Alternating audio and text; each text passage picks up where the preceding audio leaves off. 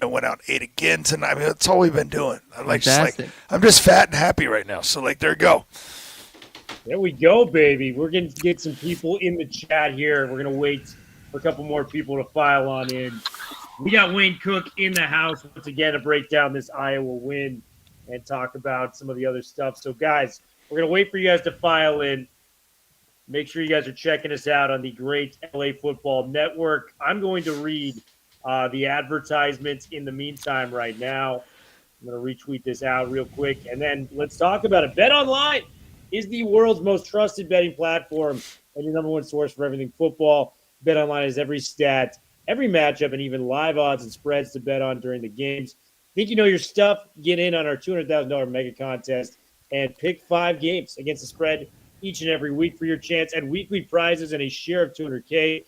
When the game's over, head on over to our online casino and get in on a game of blackjack or poker or unwind with one of our over 150 slot games.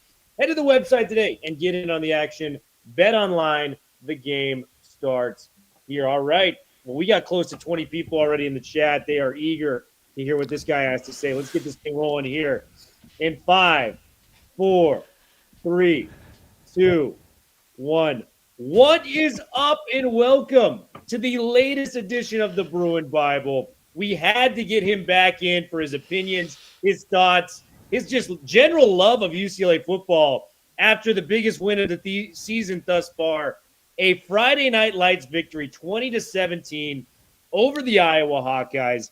Wayne was on the sidelines. Madman and I were out in the crowd having a blast. And, I mean, just a very, very impressive win for UCLA across the board. The errors of this team in the early parts of the season look to be corrected in some regards. Doing it against a really tough defense within Iowa. The offensive line looked great. We've got a pass rush now.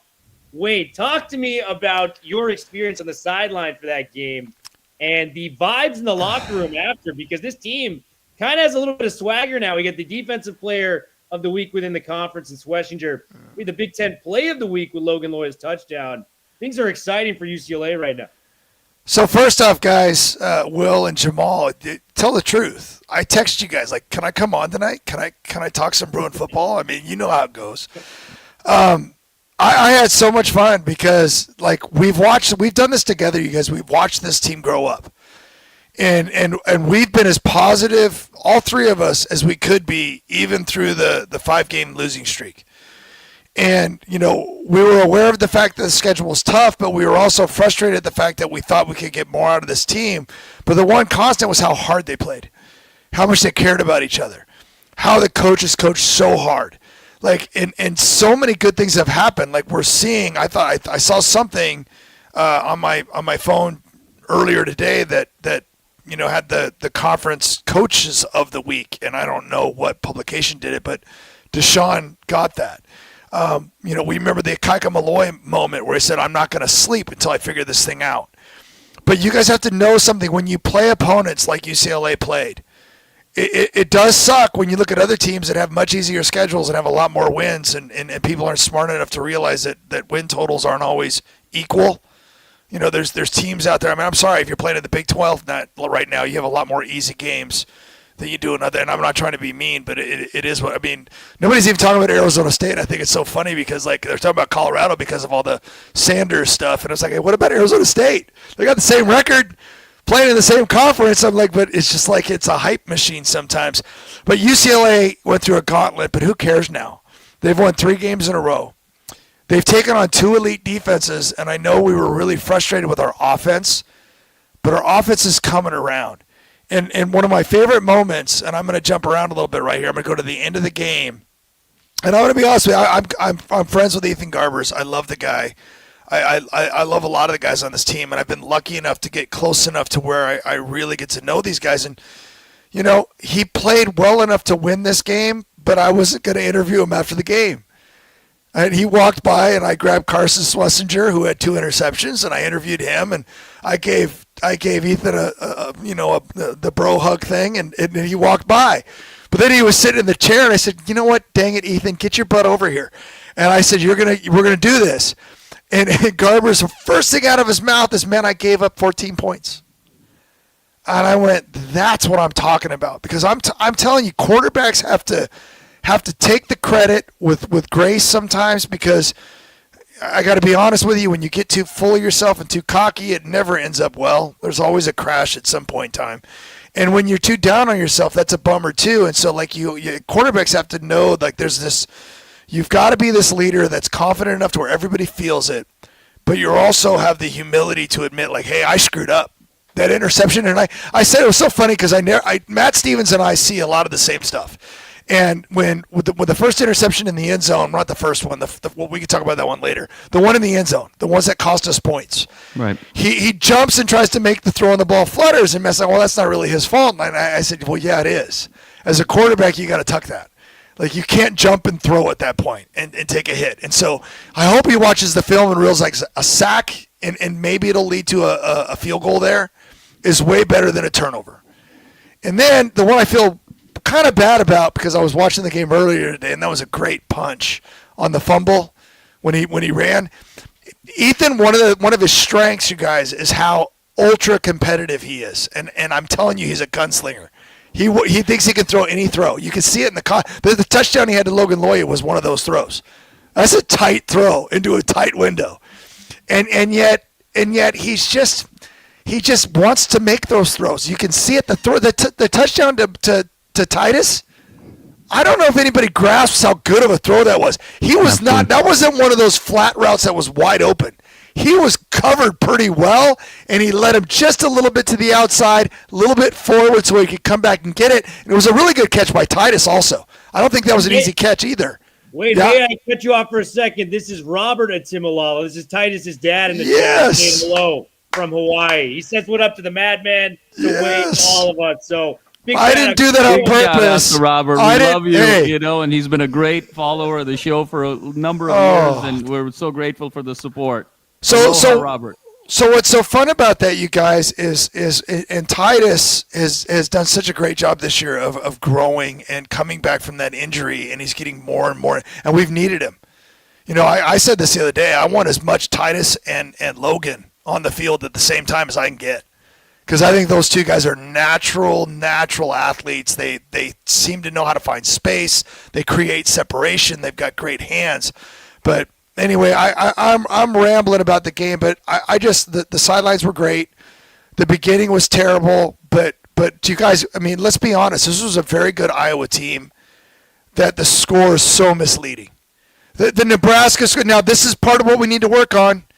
This is what the coaching staff needs to hammer home. Like, we can't keep doing this, because now we're down to.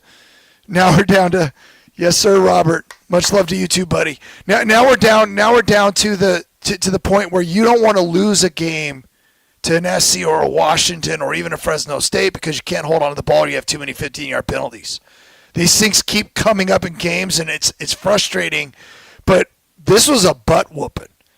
We held one of the best running backs in the country to like 40-something yards.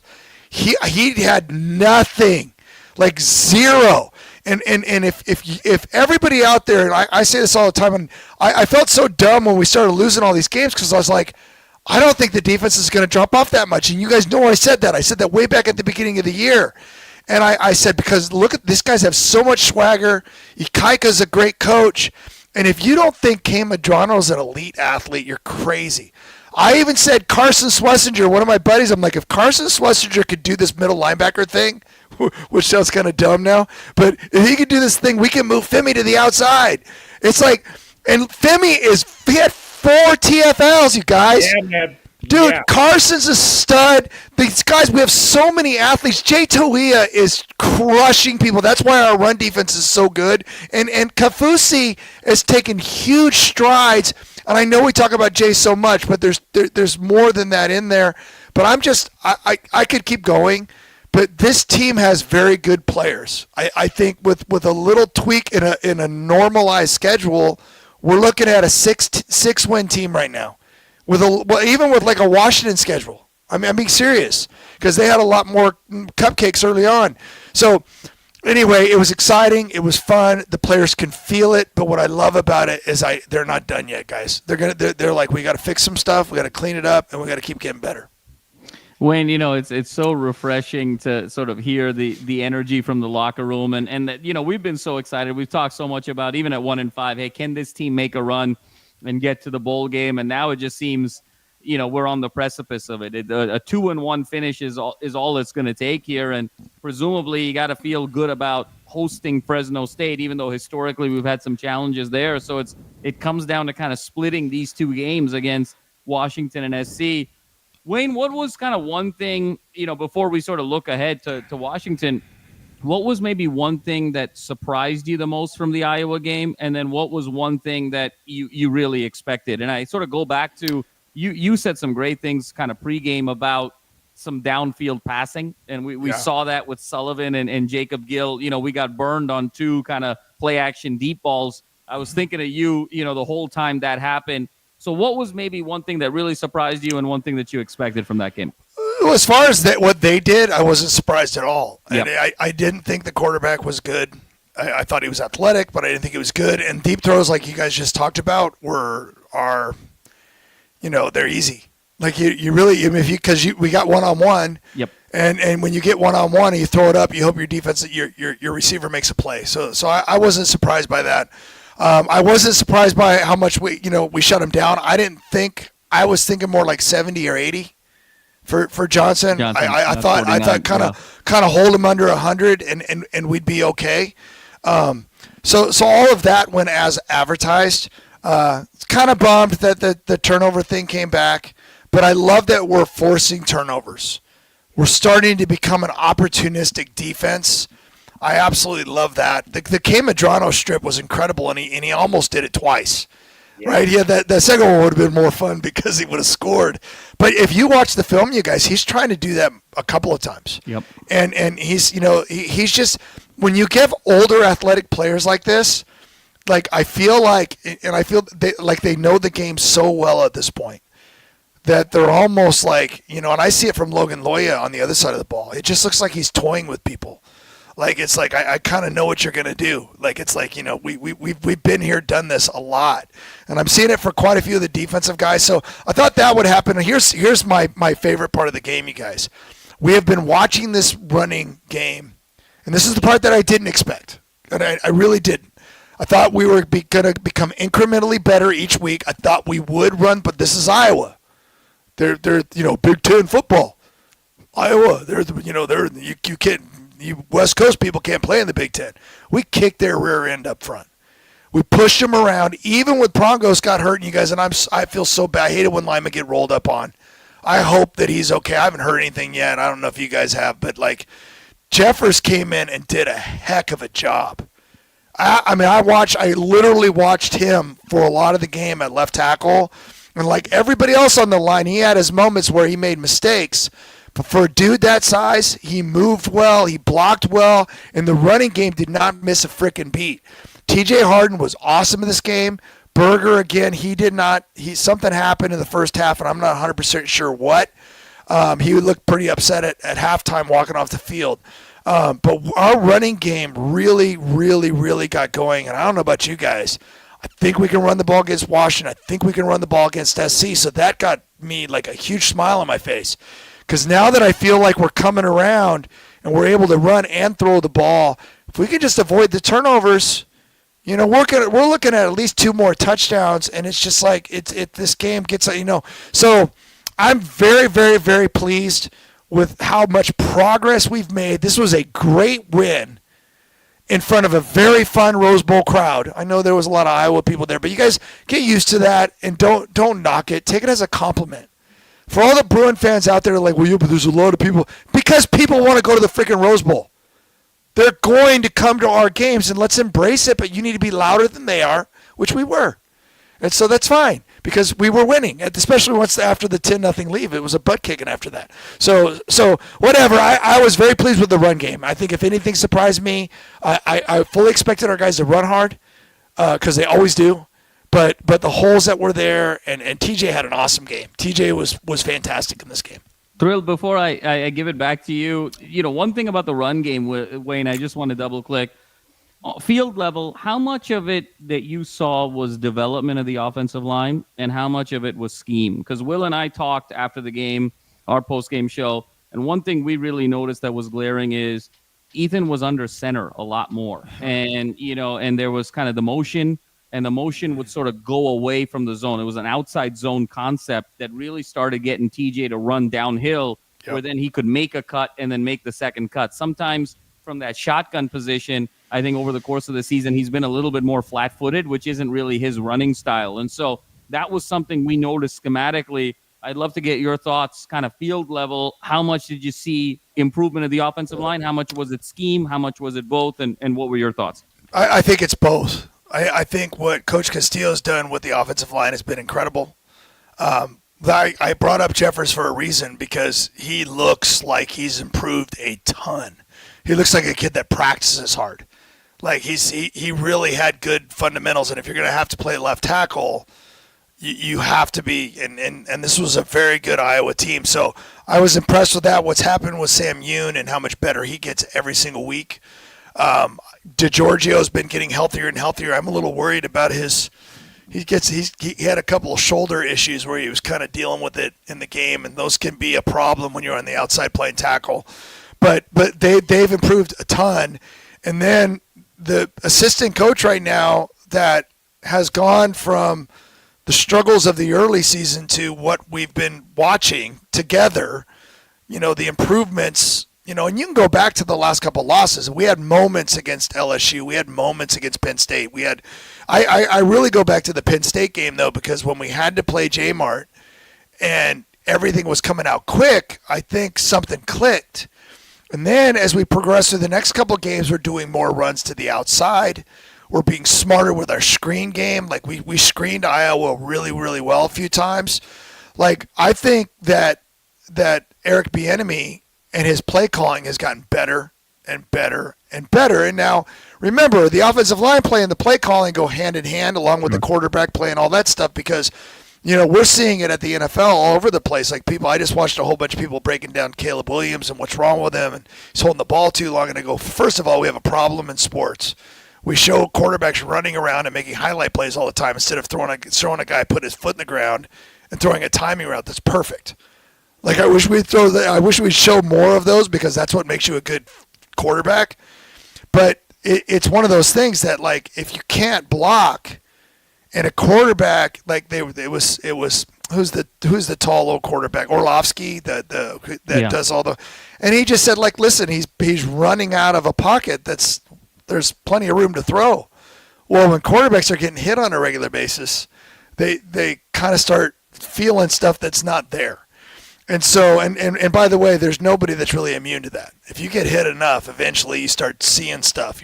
It's in your peripheral vision, and you start kind of not paying attention to what's going on downfield. And so what has happened is the offensive line play got better once we made some changes.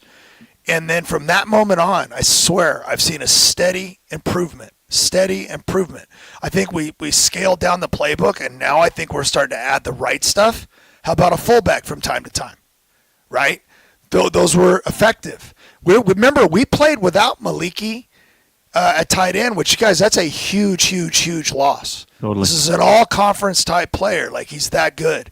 He's a good blocker, but Bryce Pierre stepped in and did a great job. Peterson stepped in and did a great job. Adding a fullback. We didn't have J-Mike in this game. Like, we haven't had, Rico in forever, and he was our best receiver early in the season. So, like, they're showing how much depth they have, but none of this stuff works if the O-line isn't doing their job. So, like, I give credit to a lot of people, because football's not just doesn't matter how good a play caller you are. If the guys up front aren't doing their job, your offense is going to look terrible. Completely agree on that front, man. The offensive line, just the leaps and bounds they've made in the last 3 weeks, incredibly impressive. But I want to flip it to the other side of the football. When D'Anton Lynn left this past offseason, I think a lot of Bruins fans were fearful of the defense regressing. And I just want to give a massive shout out to what this guy, Ilkaika Molloy, has built with this defense. This wasn't just a rushing offense that came into the Rose Bowl this past weekend. This was Caleb Johnson, Big Ten rushing leader. And if not for a magical season from Ashton Jeanty, we're talking about the odds-on favorite for the Doak Walker Award. They shut them down in a way that this Iowa offense has not been shut down at all, especially in the run game. We have a pass rush now. Olufemi Oladejo is blitzing off the edge. and a new position he had to learn and make plays. Jay Toia is playing as well as any defensive tackle in the country in my eyes right now. Throw on the film from the Iowa game. We talk about this linebackers at length. We may have a legitimate Big Ten player of the year in Carson Schlesinger. Do you mind just talking about how impressive it is in Malloy's first year as a defensive coordinator and what he's doing with this UCLA defense, Wayne?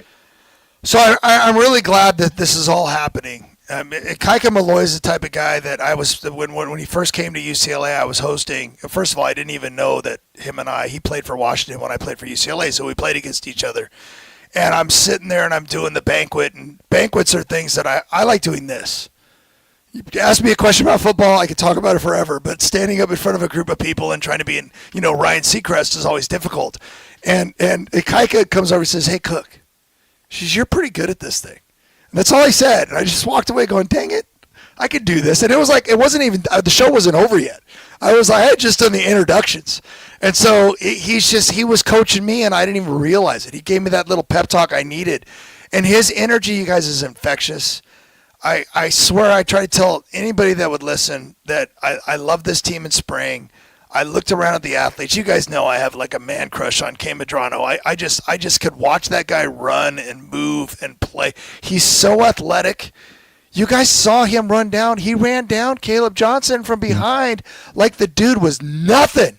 This is a Heisman Trophy candidate, and he was 5 yards behind him and on the other side, and he tracks him down and catches him from behind. And I'm like, dude, Kane, you are such a stud. Like, what a great athlete he is. And then we look at the interceptions by Schlesinger, and it wasn't just that. It was the run after that one interception. It's like, oh, this guy's like, is he going to be Miles Jack? Can we put him in the backfield? And these guys are like, they're multifaceted athletes. They're guys that could probably play anything. And so, and if Femi, I mean, you talk about Jay pass rush. You guys know the play where Femi just swiped the foot of Caleb when he was trying to get to the outside. It looked like it might have been, if he would have got around the corner, he'd have got some yards. But you got to go back and watch the beginning of that play. Jay destroyed two people, and it made him run around to the left, and it was just, he wrecked the whole play. And then Femi, being the athlete that he is, what Kaika Malloy has done is he's found, and I said this, and this is not a knock on Carson Schlesinger because he's incredible and he's the right man for the job. But because we've moved everybody around, he's been the guy that's like, listen, you're going to be able to make 1 million tackles if everybody else does their job. And he's done that. He just cleans house. And so I love what he's done. I thought the secondary, we talked about this after the Rutgers game. And it's easy to say this, right? You got to play a little tighter. You can't give up the easy ones. It's going to happen sometimes. College football, the passing game is not what it was when I played. Like, you know what I mean? People complete 75% of their passes now. If we completed high 50s, we were good back then.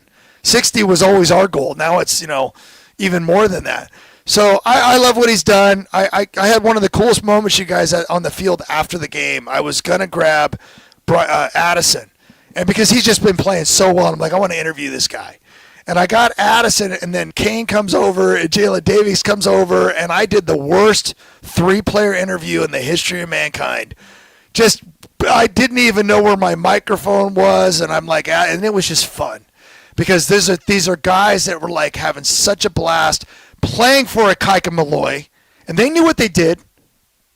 They knew what they did against a really good Iowa team. So that was the whole thing was just a blast, you guys. Well, that's great to hear, Wayne. And it's a comprehensive victory. I mean, it felt like we really won the line of scrimmage on both sides of the ball, and I think we got to also give one last shout out, Wayne, before we go to Washington is Bagani. I mean, on special teams, that 57-yard kick seemed to really inject life into the stadium. It was 10-0 at that point. Iowa was starting to rev up that pass rush a little bit. Bagani kicking that field goal and then almost hitting another 56-yarder later. I think that's going to pay some serious dividends in some close games here down the stretch. So it felt like it was all 3 phases of the game. To see the improvement with this team over the course of the last month has just been incredible. And so, just quickly, because like this is one thing that I love watching the maturation of Deshaun Foster. Yeah, I mean that's a gutsy call. You're down 10-0, Totally. and we're talking 57-yard field goal. And I asked him about it afterwards. He said, yeah, he made like eight or so of them in pregame warm-ups. So I felt good about it, and he asked him to do it again later. He didn't make the second one, but you nailed it. That was a momentum swinging kick because it wasn't just like making a 30-yard larder and going, yay, we're down by 7 now. It was our guy just made a 57-yard field goal. That's like a huge kick, and it led to a big celebration. And it's very underrated how moments like that. My old head coach Jerry Donahue used to always say this: players, when things are going bad, players need to make plays. Yeah.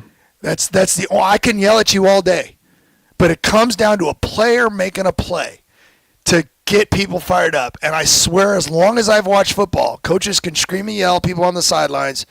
And it's like, okay, coach, yeah, we got you. But like when a player makes a play, a big play, it gets everybody's adrenaline up, and it's amazing how effective that could be. So that kick was huge. No doubt, Wayne. No question about it. Wayne, segueing over now to Washington, a second consecutive sort of Friday night lights here on the road.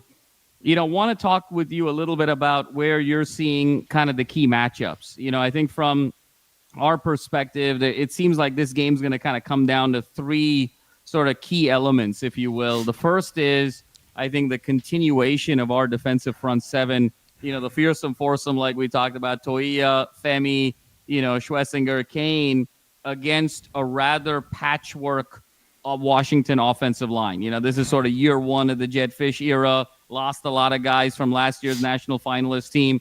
Really seems like they're trying to find themselves, and they've been susceptible to really kind of getting owned against some more physical teams on that offensive line, particularly last week against Penn State. So how we see kind of the front seven continue to sort of impose their will and their momentum on this offensive line. The second, Wayne, it seems like on the back end, this could be the most dynamic wide receiver group, arguably, that UCLA has played perhaps all year, or, this side of Oregon, if you will, particularly with Giles Jackson and Denzel Boston. Both of those guys, 600 plus yards receiving, and the secondary has shown that they've been kind of susceptible, even in that Iowa game, to some big chunk plays. So how they sort of hold up in that particular situation, I think, seems to be a really key matchup. And then, Wayne, I think it's on the other side of the ball. You alluded to it at the start of the show. A little bit surprising, 5-5. Washington is a 3.5-point favorite at home, senior night against UCLA. But Washington's riding a 19-game home winning streak. And so they really sort of rely, it seems, on the enthusiasm of their crowd, momentum, to really be able to stay in this game. And how Garbs, I think, kind of controls his emotions, stays within himself, maybe doesn't quite go as much off book, off script as he did against Iowa, and is more of the Garbs that we saw against Nebraska and Rutgers. Seems like those are kind of the three key things we're looking for. How are you seeing this matchup break out, and what else are you sort of looking for? Well, that was really good, Jamal, because the pass game is what I would be a little bit worried about. I like Coleman as a running back. As a matter of fact, I think he's very, very, very good. But I think, UCLA has proven time and time again that these linebackers in the defensive front are going to hold up. We didn't talk about it. We're seeing more Sharif Say, number 94, is playing a little bit more. I mean, obviously, Femi's the one that's showing out as a pass rusher. But, the better the pass rush has become, it's going to put more pressure on Will Rogers to get the ball out, because we don't want to let him – because, listen, he can be a little bit up and down, but when he has time, he can be a very good quarterback. He's proven that he can play this game. And you mentioned the receiving core, so this is going to be a huge test for the secondary. But the pass rush is going to have to help. We still have to be stinching against the run, make them one-dimensional, make them feel like they have to throw. And when you do that, you can force them into some bad throws. On the other side of the ball, I think UCLA's got an opportunity to keep running the ball. Yeah. And I think that's huge. I will say this, of all the stadiums I've played in and been around, when Washington is rocking, it's one of the most, it's insane. I mean, the three best in the Pac-12 have always been Utah, Oregon, and Washington, in my opinion. As far as like how loud it gets, Washington back when I played was stupid because they were, competing for national championships, and it was crazy back then. We didn't go up there, I don't think, with Penix. I'm not sure. I don't think we went up there when he played. But But it's an awesome setting, so I get that they get some credit, and I get that it's a great advantage for them. But who better to go up and play on the road than UCLA?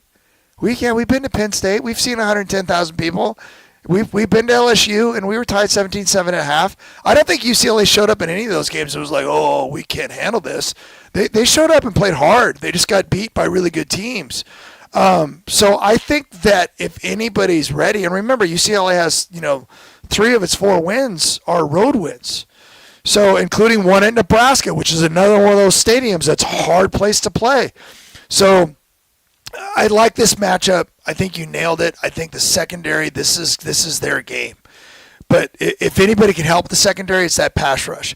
Coach Malloy's been doing some pretty awesome things with how he's blitzing people. We've had some games where we've sent some safeties, some corners, some things that are a little bit confusing. You've got to find ways to make quarterbacks make mistakes. And again, I'm going to say this again, win the turnover battle. Win the turnover battle. The reason why that game last week was 20-17. I mean, thank God we got our own turnovers. I don't even remember what the numbers were. Was it 3-2, 2-3? What? Do you guys remember what the turnover was? It was 5 total turnovers. So 3 for us and 2 for them. Yep. I mean, but if it would have been 3-0, we don't win that game. Yeah. Right? If Schlesinger doesn't get those 2 picks, Kane had the turnover too. So I guess we had 3 and whatever. But the idea is that you need to win the turnover battle. And again, we don't know. It's been raining up there a lot. I think the percentage is fairly low, like 39. I think I just looked % rain. But it probably will be a little moist, a little wet in the air. So we just have to be able to handle all that stuff. And again, it's a Friday night game where everybody's watching.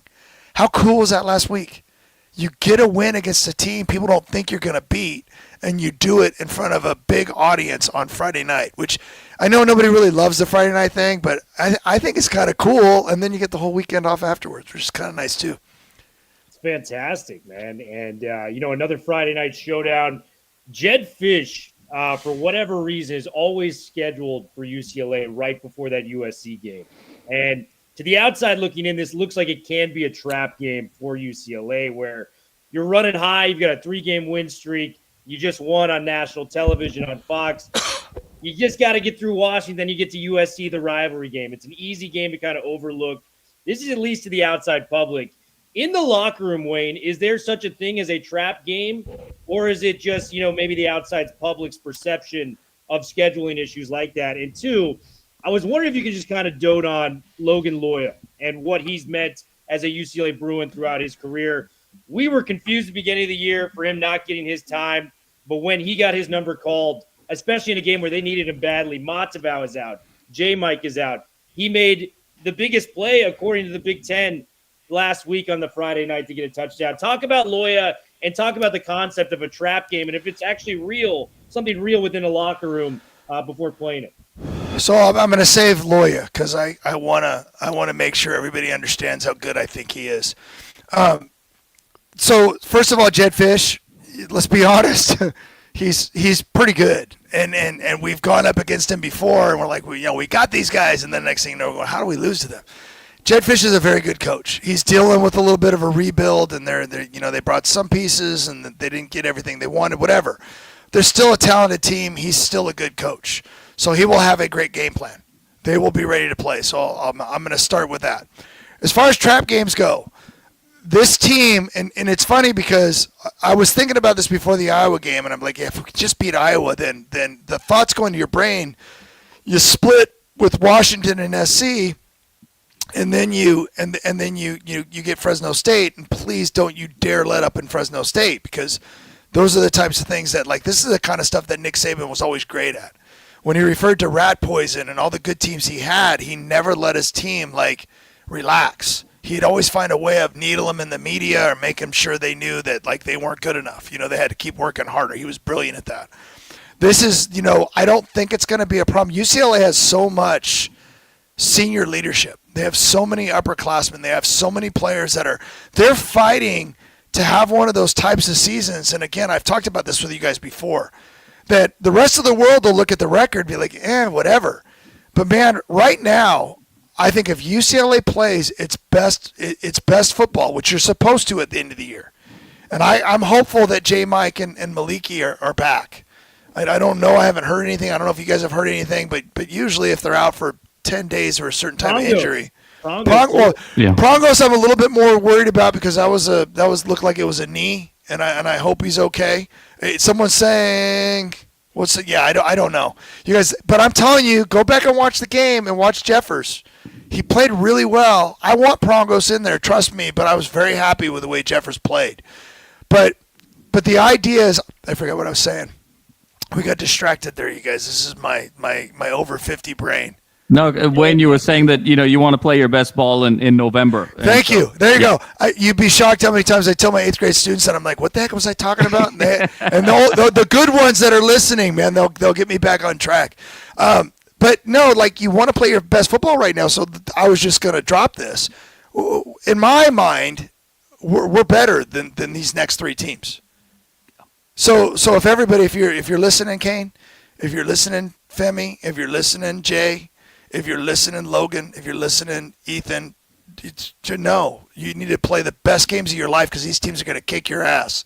That's how you need to go into these games. You don't ever want to believe some guy like me that's not playing.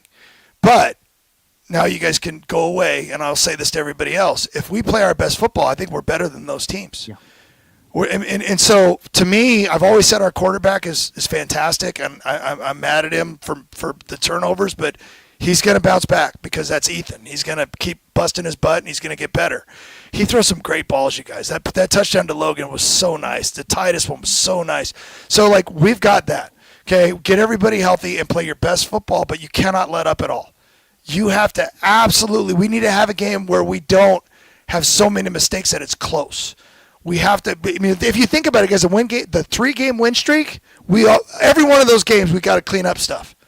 The Rutgers game, we got to clean up stuff. The Nebraska game, we got to clean up stuff. And same with the Iowa game. So we're winning now by making and still making too many mistakes. So I just think our best football is ahead of us. I mean, and again, if you're going to argue, like if we just cut the 15-yarders in half, I mean, we're giving people points with these penalties. Cut those in half, okay? Cut the turnovers because in a couple of those games we had a couple of turnovers. Like just clean up that stuff, right, and we'll be okay. So that part, that's where I'm standing. I don't want to split anything anymore. We win 3 more games, we get 7 wins. We recruit like crazy. We get transfers in, and everything goes well. That's what you want right now. That's your goal, and there's no reason why you can't think that. You can't think that. We haven't even seen who's the quarterback for SC yet. We don't know what Jade Miles is going to look like. We have no idea. So we'll see. So as far as Logan Loya, and this is the part that was frustrating to me. I don't know how else to say this. He's a naturally gifted athlete. He may look like he's kind of, because he does. He's kind of got a baby face, and he kind of smiles, and he runs around. This dude is a dog. He gets after it. And when he catches the ball, he's making a move. And you frown upon this with people because you want to make sure you're looking it in. But man, he grabs that thing and snatches it. And here's the part that I love. You guys, he has the softest hands. You literally can't, like some guys you can hear their hands. You cannot hear his hands. He just makes it look so effortless when he catches it, and it's always with his hands. Okay, and he brings it in, and he's always making this little move, and he doesn't even look like he's just kind of shifty. I don't even know how to explain it. He's just such a naturally gifted. He knows space. He knows how to get open. He's athletic. Don't you dare underestimate his athleticism. He went up and caught that sucker, came down, knocked the guy on his rear end, kept his balance and his knee off the ground, and made it into the end zone. We watched him. Remember the one-hander last year? Totally. Yeah. I mean, you guys, this guy is elite. I think he's an NFL-type player. If Tom Brady was still in the league, he would have been the perfect, Edelman-type guy in that type of a world. He's really, really good, and I love that he's on this team. Every week we do an all states, you're in good hands pick, and we all have to pick a player. And I pretty much have just turned it into the Logan Loya award for me. I said, I will always take Logan Loya, and then will you guys please let me pick someone else? So it's always Logan Loya, and then I'll pick Maliki or Titus, or just because I just feel like he's just always open, guys. If it's, he really is. And now Now we got Maliki, who's always open. We got Titus, who's always open. So I've got more. I'm adding to the list because now those guys, when they're in there, and then let's get the deep threat of J-Mike. Let's get that going again. And it's Titus. Yeah, Quasi. Yep. Oh, yeah, but you know what? And that's, hey, and Quasi's are young, what's his name? Josh Lewin. What's his name? Josh Lewin compared him to Lasley. I was saying like Freddie Mitchell. I'm throwing out big names because he's kind of one of those guys that he's a little bit of a wild card right now. Yeah, totally. He's young and like you don't, but man, he is talented. Really, really talented. So like, and we can keep going. Keegan, like this is why I'm so like, I just feel like now that we got the guys blocking up front, and again, Prongos is a big deal. He's been playing really good football. I'm not saying that I trust me. If he can come back and play, that's great. I'm just hoping that Jeffers can. I always say there's two different types of backups, and this is usually for quarterbacks, but I guess it's good left tackles too. When you have to sit on the starting job for a week, it's stressful. Yeah. And a lot of times when you're not a starter, you don't deal with that. When you get thrust into a game and it's in the middle, and you don't have any time to think. You just get out there and play. Right. And so like we'll see, because not everybody's a starter. And I know that sounds weird, but like some guys, man, they look great in practice and they get in the game and like they can't play. So like you got to hope that. But he looked awesome to me. Yeah. No. So, Wayne will get you out on this. And this has been so incredible, and thanks as always for just being such an incredible partner with us, and just you bleed UCLA and you epitomize Bruin Nation in just the best way possible, Wayne, and we love you so much. What do you think? Got to give you a score, Wayne. What do you think? How is this thing going to shake out Friday night? To your point, Wayne, I'll just double click on something. We were having some conversations, Will and I, with some others as well. The Big Ten has 4 of the top 5 teams, according to the AP poll. Yep. UCLA is the 5th best team in the Big Ten right now. And so to your point about how loaded this team is and the fact that, look, it was only Rutgers by 3. It was, Iowa by 3. It was only Nebraska by 7. All 3 of those games felt like they were double-digit comfortable games. So you're spot on that we have not yet played our best ball. That best game has yet to come. And could the best game potentially be here at Washington? So that with the stage for UCLA. Washington, we talked about already, 19-game home winning streak. They're sitting at 5-5, Wayne. Their last game of the season is at Oregon. So they need this game desperately to try and make a bowl game. With those two contexts, how do you see this game playing out Friday night? I love it, and just remind people too that UCLA's played 5 of the top 6 teams in the conference. The only one we didn't play is Ohio State. Yep. So we've had an absolute juggernaut of a schedule, and some of those games have been on the road too. So it's been really rough. But so what, right? We're where we're at. I mean, the score that popped into my head was 28-21, and because I don't think we're going to make it easy on ourselves, and I'm not naive enough to know that stadium's not going to be an issue. We may have some false starts, we may have some things, but like we got to keep our heads. I could live with the false starter too. I want the 15-yarders gone. Again, if it's pass interference, it's pass interference. I'm talking about the dumb ones. Yeah. The unnecessary roughness penalties, the ones that you can absolutely control. We're not playing a Big Ten team, so whatever favoritism referees might have, I didn't say that out loud. But whether they like the Big Ten more than the former Pac-12 schools is whatever, but it won't be that way because it's Washington and UCLA. So I think we're better. I mean, I really do. I think we got the better quarterback. I think we've got – I'm telling you, those guys on defense are studs. They're just so – secondary, this can be – like, remember, this is what's been weird. KJ Wallace has been good. Ramon Henderson has been good. Kirkwood, we don't talk about enough because because they're just not – it's not – usually when there's a pass play, it's not on him.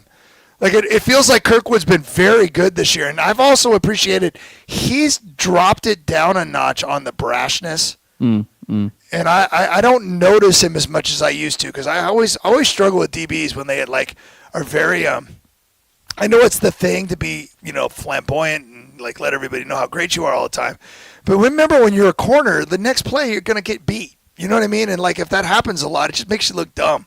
So, I like the enthusiasm. I like the excitement, but I feel like he's playing really, really solid.